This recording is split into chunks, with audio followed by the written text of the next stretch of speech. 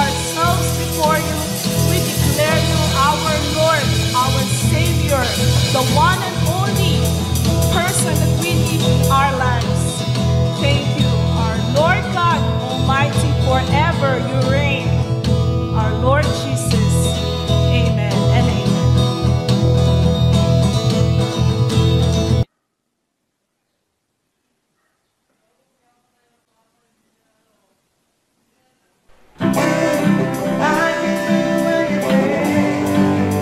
I can do all things, 'cause it's you who gives me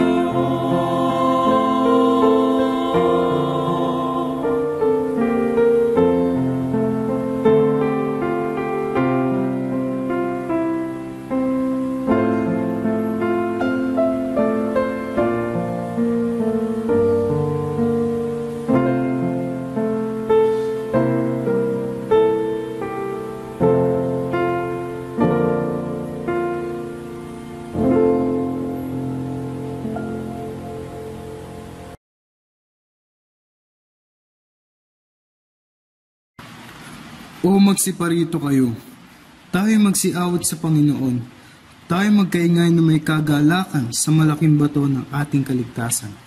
Tayo magsiharap sa kanyang harapan na may pagpapasalamat, tayo magkaingay na may kagalakan sa kanya na may mga pag-aawitan.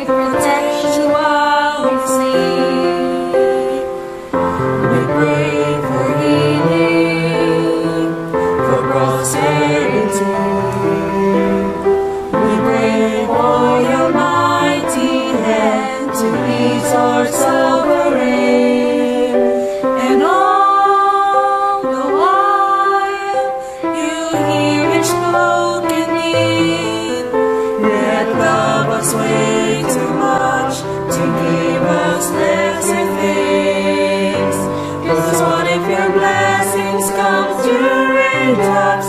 What if your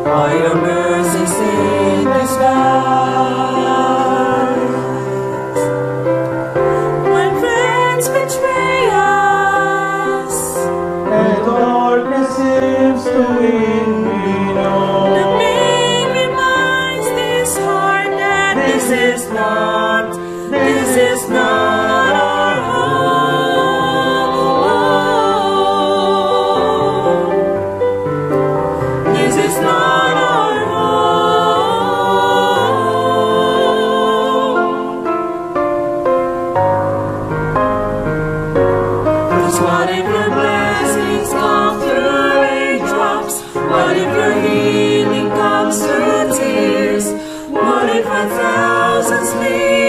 desire to walk, it takes to know your need. What if my greatest days are darkness, or the aching of this life is a revealing of a greater thirst this world can satisfy. What if trials of this life, Rain, the storms, the hardest night, are your mercies in disguise.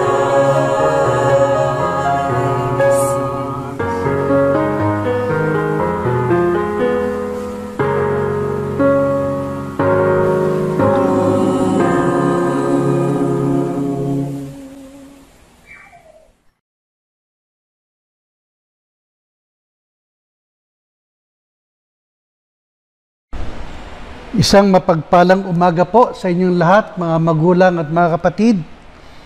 Nais ko pong magpasimula sa pamamagitan ng pagbabahagi ng isang karanasan bilang isang magsasaka na pinagtiwalaan ng isang mayaman na ito po ay pinamahala sa aking ama nung siya nabubuhay pa.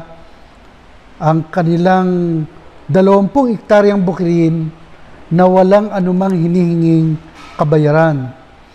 Hiniling lamang ng aking ama na kukuha siya ng mga makakatulong na magsasaka ng bukirin para makapagtanim ng palay at iba pang mga halaman na maaaring itanim. At nakakuha naman siya ng 10 magsasaka at silang 11 ay nagbahabahagi sa bukid upang kanilang tamnan. Pumayag naman ng may-ari sa isang kondisyon na ang aking ama lamang ang kanyang kausap bilang punong katiwala. Inabutan ko na ang sinasaka na lamang na aming magulang ay 4 na hektaryang lupain mula doon sa 20. At inabutan ko yung tinatawag na kasama system, nang ibig sabihin 50-50 ang share doon sa aanihin. Inabutan ko rin yung tinatawag na buwisan na 35-65 ang share. 35 sa may-ari, 65% sa mga tenants. Ang pangkaraniwang ani ng palay noong panahong yun ay 100 kaban sa bawat 1 hektarya. Kaya nga, kung mayroong 100 kaban sa bawat 1 hektarya, ang 20 hektarya ay umaanin ng 2,000 kaban. Sa pamamagitan ng kondisyon na aalisin muna yung mga gastusin, halimbawa, mula doon sa 2,000 na inani, kung ang nagastos ay 500 kaban, ang paghahatian lamang ng may-ari at ng mga magsasaka ay 1,500, na ibig sabihin tig 750 kabans. Pero nang dumating yung batas ng pamahalaan na buwisan, 35% na lamang ang mauwi sa may-ari. Kaya mula sa 1,500, 525 na lamang sa may-ari at sa mga magsaka ay 975. Mula po sa talinhaga na matatagpuan po natin sa Kapitulo 12 ng Marcos, mula sa talatang 1 hanggang 12, pahintulutan nyo na basahin ko ang 12 talatang ito. At tinuruan ni Jesus ang mga tao sa pamamagitan ng mga talinhaga. Sinabi niya, may isang taong nagtanim ng ubas sa kanyang bukid. Pinabakuran niya ang ubasan, nagpagawa ng pisa ng ubas at nagpatayo ng isang mataas na bantayan. Pagkatapos, pinaupahan niya ang ubasan sa mga katiwala at siya'y nagpunta sa ibang lupain. Nang dumating ang panahon ng pitasan ng ubas, pinapuntan niya ang isang alipin upang kunin sa mga katiwala ang kanyang kaparte. Ngunit sinunggaban ng mga katiwala ang utusan, binugbog at saka pinauwing walang dala. Muling nagsugo ang may-ari ng isa pang alipin, ngunit ito'y hinampas nila sa ulo at nilait-lait ng mga katiwala. Nagsugo na naman ang may-ari ng isa pang alipin, ngunit pinatay naman ito. Ganon din ang ginawa nila sa marami pang iba, may binugbog, may pinatay. Hindi nagtagal, iisa na lamang ang natitirang maaaring papuntahin ng may-ari, ang kanyang minamahal na anak. Kaya't pinapunta niya ito sa pag-aakalang igagalang nila ang aking anak. Ngunit nag-usap-usap ang mga katiwala, ang taong yaan ang tagapagmana. Halika kayo, patayin natin siya upang ganap nang mapasa atin ang kanyang mamanahin. Kaya't sinunggaban nila at pinatay ito, at pagkatapos ay itinapon ang kanyang bangkay sa labas ng ubasan. Verse 9, ano kaya ang gagawin ng may-ari ng ubasan? Pupuntahan niya at papatayin mga katiwalang yun, at ang ubasan ay ipamamahala niya sa iba. Hindi ba't nabasa ninyo ang sinasabi sa kasulatan? Ang batong itinakwil ng mga tagapagtayo ng bahay, ang siyang naging batong panulukan. At ito'y ginawa ng Panginoon at kahangahangang pagmasdan. Nang mahalata ng mga pinuno ng mga Hudyo na sila ang pinapatamaan ng talinghagang ito, tinangka nilang dakpin si Jesus. Subalit hindi nila ito magawa sapagkat natatakot sila sa mga tao. Kaya't umalis na lamang sila at iniwan si Jesus. Mula sa talinghagang ito, binabanggit ang mga sumusunod. May isang tao na nagtanim ng ubas sa kanyang bukid. Pinabakuran ang ubasan o nagtayo ng wall. Nagpagawa ng mga pisa ng ubas o yung tinatawag na wine press. Nagpagawa ng daanan ng pinisang ubas o yung wine vat. Nagpatayo rin ng mataas na bantayan o tower kung saan dito iniimbak ang mga alak. Ang mga nagbubungkal ng lupa o cultivators ay dito rin tumutuloy. Nagsisilbing lodging nila ang tower na ito. Ito ang bantayan o tower upang mabantayan ang mga ubas laban sa mga magnanakaw sa panahon ng anihan. Pagkatapos, pinaupahan niya ang ubasan sa mga katiwala at siya'y nagpunta sa ibang lupain. Pansinin, bago iniwan ang ubasan, kumpleto na sa lahat ng pangangailangan.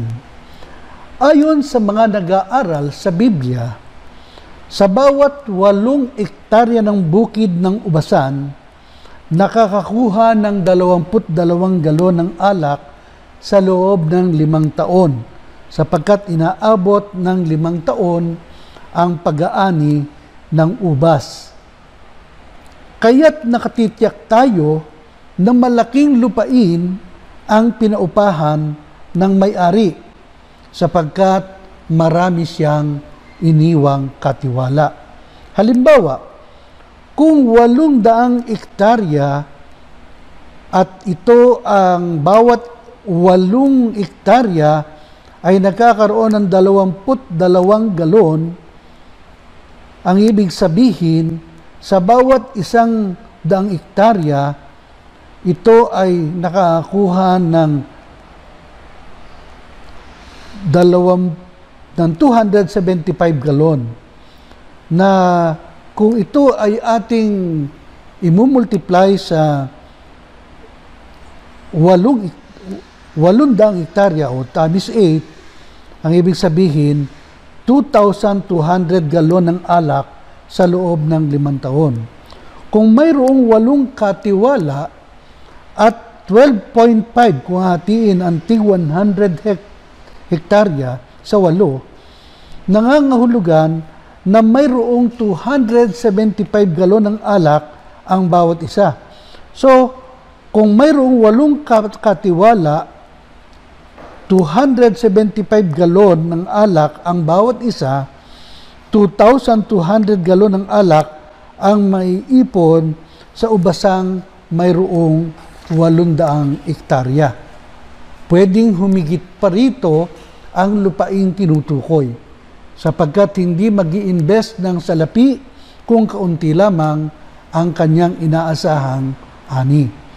Ang basihan ng mga pangyayari ito, pag binuksan natin ang matandang tipan, sa Levitico 19:23 hanggang 25, ang sabi sa 23, pagdating ninyo sa lupaing ibibigay ko sa inyo, 3 taong kayong hindi kakain ng bunga ng mga punong tanim doon. 24, sa ika-4 na taon, ang mga bunga nito'y ihahandog nyo sa akin bilang pasasalamat. 25, talatang 25, sa ika-5 taon, makakain na ninyo ang mga bunga nito. At ang mga ito'y mamumunga ng sagana.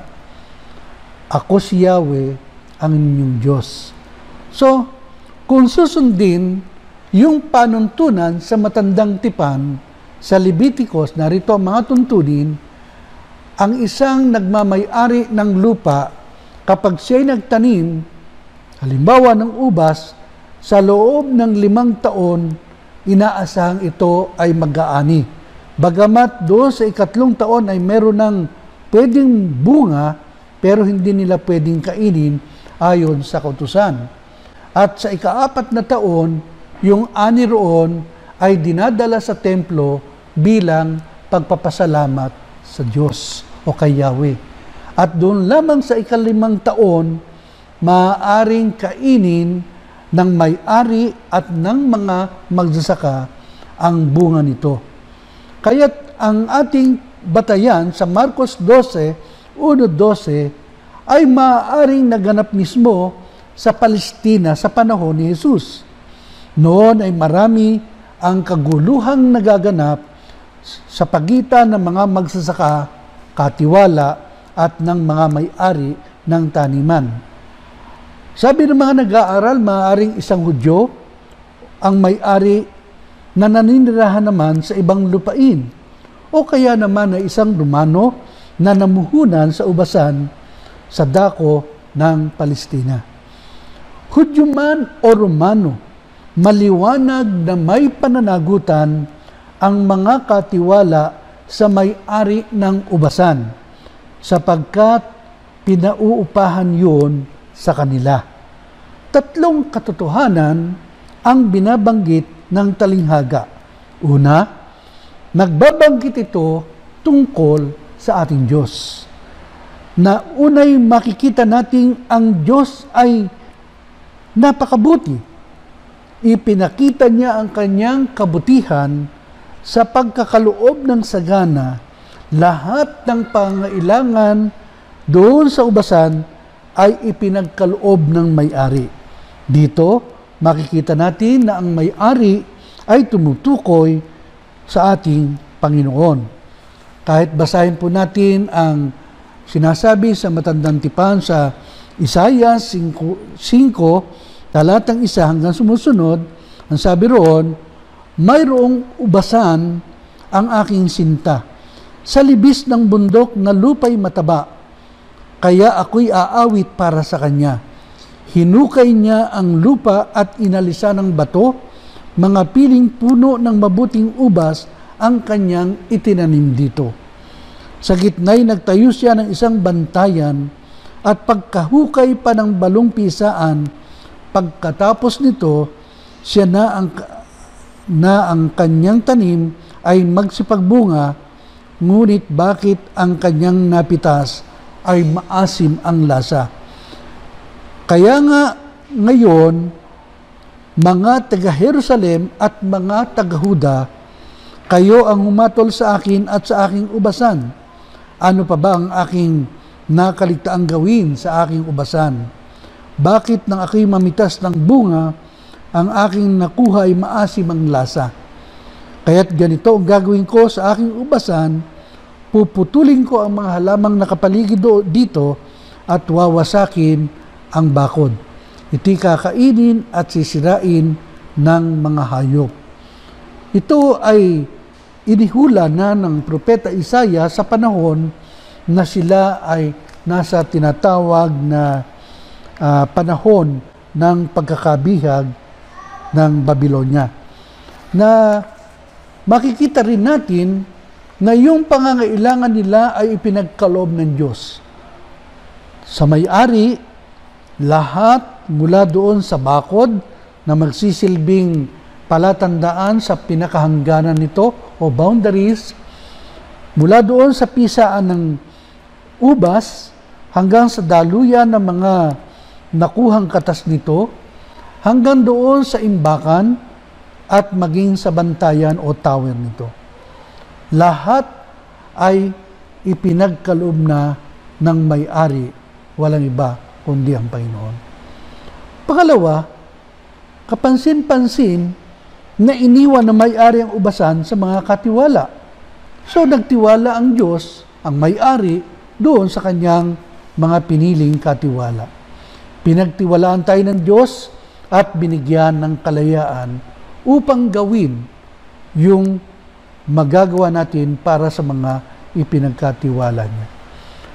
Matyaga ang Diyos o ang may-ari ng ubasan, sapagkat sa kabila na pabalik-balik at maraming isinugo para kuhanin ang parte ng may-ari, naroon sila'y bugbugin, naroon sila'y itaboy na walang dala, at ang iba ay pinatay. Subalit binigyan ng mahabang pagkakataon upang maibalik ang kanyang parte, ngunit wala siyang nakuha. Sa Isaiah 5:1-7, ipinakita ang katarungan ng Diyos na maging tusuman ang mga katiwala o hindi man sila tapat, ipinakita at pinadama pa rin ng Diyos ang kanyang katiyagaan sa kanila. Gayunpaman, sa bandang huli, ipinadaman niya ang kanyang katarungan at ang kanyang kahatulan. Pangalawang katotohanan na makikita natin, nagbabanggit ito patungkol kay Jesus. Na si Jesus ay hindi na isang alipin, kundi bilang kanyang anak. Na nasa kanya ang huling pananalita, na nasa kanya ang huling pamamaraan upang makuha ang kanyang parte mula sa ubasan. Alam ni Jesus na siya'y mamamatay bilang anak na nagkatawang tao. Kahit alam niyang siya'y mamamatay, hinarap niya ito ng may katapangan. Sabi nga, not my will, but your will be done. Kahit alam niyang siya'y mamamatay, alam niyang pagkatapos nito na siya'y tanggihan, siya naman ay pararangalan. Sa ating batayan, ang sabi, ang batong itinakwil ang siyang naging batong panulukan. Pangatlo, hindi lamang nagbabanggit ito ng katotohanan tungkol sa Diyos, hindi lamang nagbabanggit ito ng katotohanan tungkol kay Jesus, nagbabanggit din ito ng katotohanan patungkol sa tao. Inisip ng mga katiwala ng ubasan na patayin yung anak ng may-ari ng ubasan upang sila na ang magmay-ari nito. Totoo po yan. Sa amin pong karanasan, yung pinagkatiwalaan ng aking ama na 10 mga magsasaka, na sasakahin nila yung kanilang parting bukid at sa takdang panahon, magbibigay ng parte doon sa may-ari. Hindi lamang tumatanggi na magbigay ng parte doon sa 50-50, doon sa 35%, dumating yung panahon na gusto nilang sarilinin yung kanilang mga sinasakang bukid.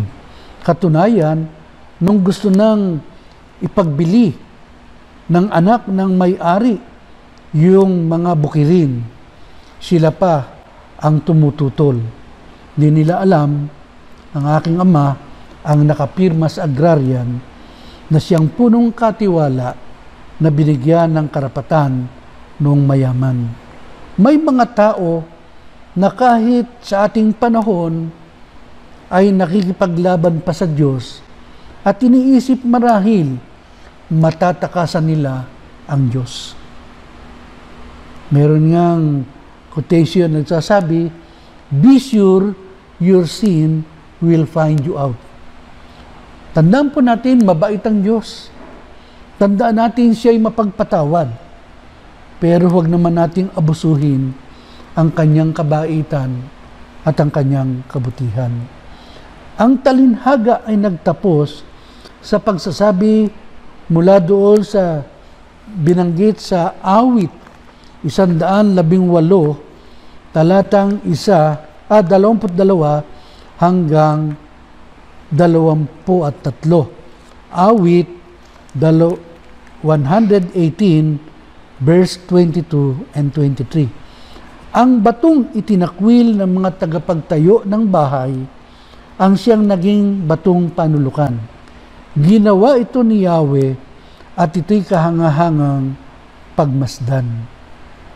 Ipinatungkol ito sa mga Israel na dati ibinilang na di mahalaga, ngunit ibibilang na dakilang bansa sa buong daigdig. Sa kabuuan, ang may-ari ng ubasan ay ang Diyos ayon sa Isaiah 5.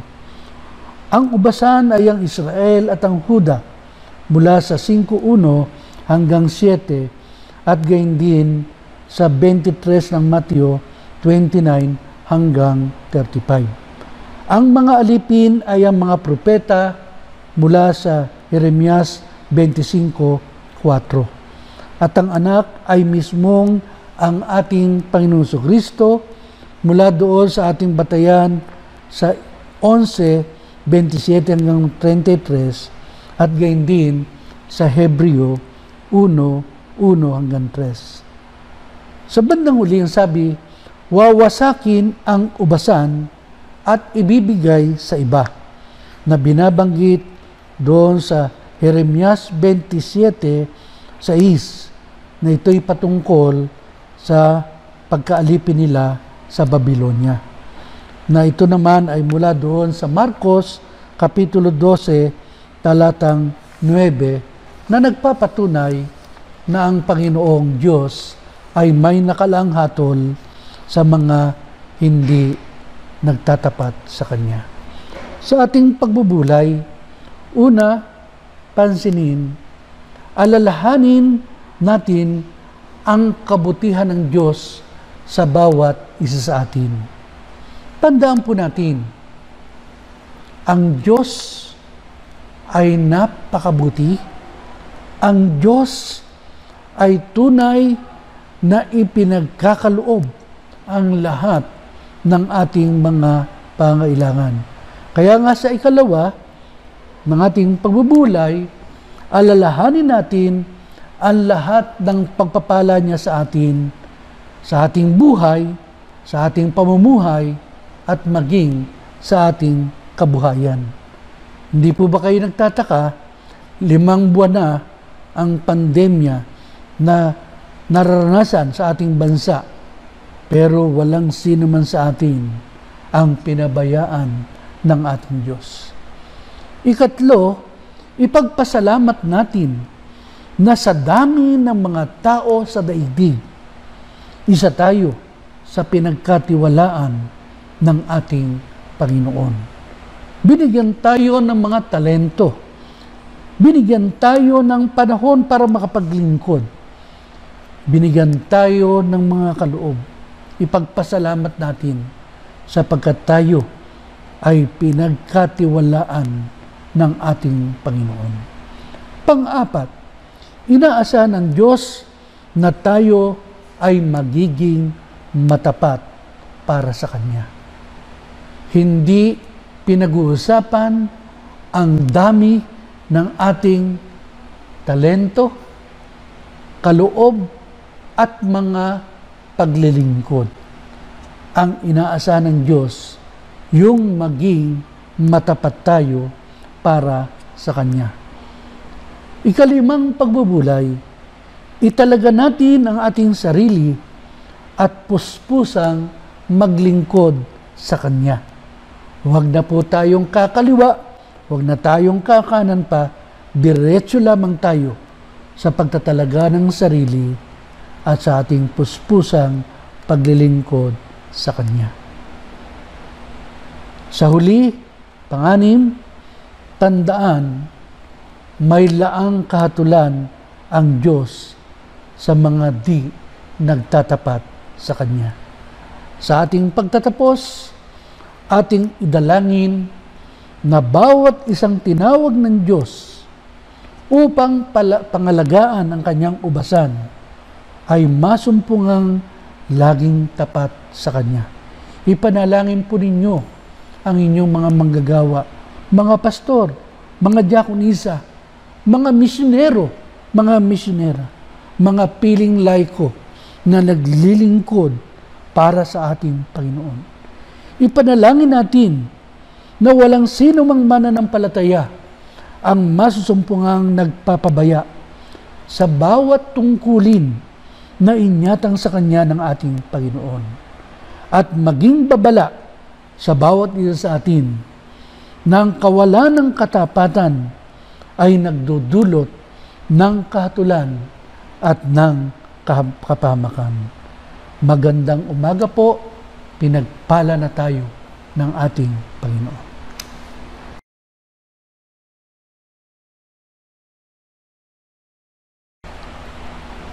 Inaanyahan ko po na tumayo ang lahat ng mayroong mga tayong kahilingan, may papapasalamat, gayon din ang mga sumapit sa karawan ng pagsilang, mga anibersaryo ng kasal, at kayo po ay aking papanalangin. Dakila at mapagpalang Diyos, maraming salamat sa magandang umagang pinagkaloob sa amin. Salamat po sa buhay at kabuhayan na patuloy na ipinagkakaloob mo sa bawat isa sa amin. Salamat din sa iyong paanyaya na magsiparito kaming lahat na nangapapagal, kaming lahat na nangabibigatan sa aming mga pasanin. Pasanin namin ang iyong pamatok, mag-aral kami sa iyo, sapagkat magaang pasanin ang iyong pasan, malambot na pasanin ang iyong pasan, at makakasumpong kami ng kapahingahan ng aming mga kaluluwa. Sa mga anak mo na mayroong mga tanging pagpapasalamat, tunay Panginoon na tanggapin mo ang kanilang mga pagpapasalamat, maging ito'y tugon sa kanilang mga panalangin, pagkakaloob ng mga hanap buhay, pagkakaloob ng kanilang mga ikinabubuhay sa araw-araw, pagsapit sa kaarawan ng kanilang pagsilang, pagsapit sa anibersaryo ng kanilang mga kasal, at mga tanging tugon mo sa kanilang mga panalangin. Tanggapin mo ang kanilang mga dalangin ng pagpapasalamat at ipagkaloob mo sa kanila, Panginoon, na ang kanilang mga buhay na taglay ngayon ay patuloy na maipaglingkod sa iyo at sa aming kapwa. Pagpalain mo ang bawat isa, maging sila nasa kanilang mga tahanan, katagpuin mo po ang kanilang mga pangangailangan. Maging malapit ka sa buhay ng iyong mga anak, ng kanilang sambahayan, ng kanilang mga kamag-anakan, ng kanilang mga kaibigan, mga kasama sa hanap buhay. At naway gamitin mo na ang pandemyang ito, sa panahon ito ay marami pa ang makakilala sa iyo bilang sariling tagapagligtas at Panginoon ng aming buhay. Loobin mo, Panginoon, na sila na mayroong mga taglay na karamdaman, hipuin mo po ang kanilang mga lupang katawan ng iyong mapagpagaling na kamay. Maranasan nila, Panginoon, ang hipo ng pagmamahal mula sa iyo. Kilala mo sila sa kanilang pangalan. Abutin mo, Panginoon, ang kanilang mga lupang katawan at maging daan din ito upang sila ay lubos na makakilala sa iyo. Ikaw, Panginoon, ang Diyos ng kahabagan, Mahabag ka sa bawat isa sa kanila. Ibangon mo po sila sa banig ng karamdaman.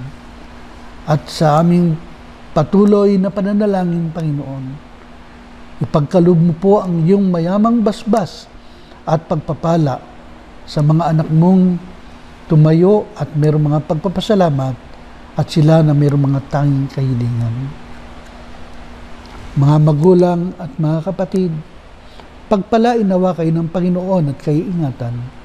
Paliwanagin ng Diyos ang kanyang mukha sa at mahabag sa inyo. Ilingap nawa ng Panginoon ang kanyang mukha sa at bigyan kayo ng kapayapaan ngayon habang kayo nabubuhay. Amen at amen.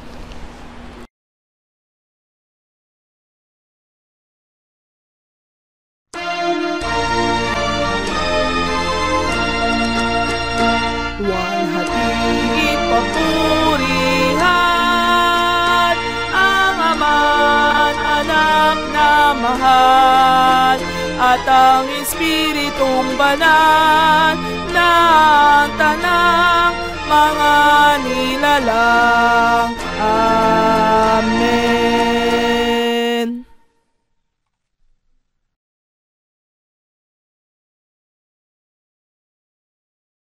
Sa aking mga kapatid, mga magulang,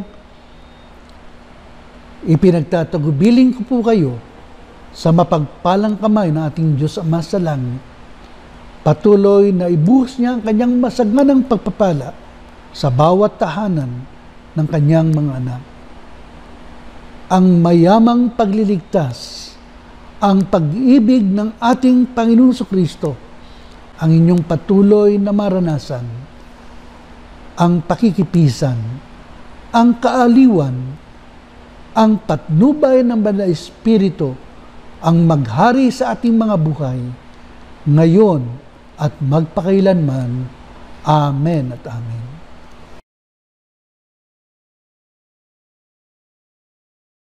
Mga kapatid, lagi niyo pong antabayanan ang ating online worships na every Thursday, ito po ay midweek, 7:30 p.m. at every Sunday po, 10:30 a.m. Sa panahon ngayon na tayo po ay naka-quarantine, lagi po tayong magsama-sama at manalangin na lahat ng bagay magiging maayos sa ating Panginoon. Maraming salamat po.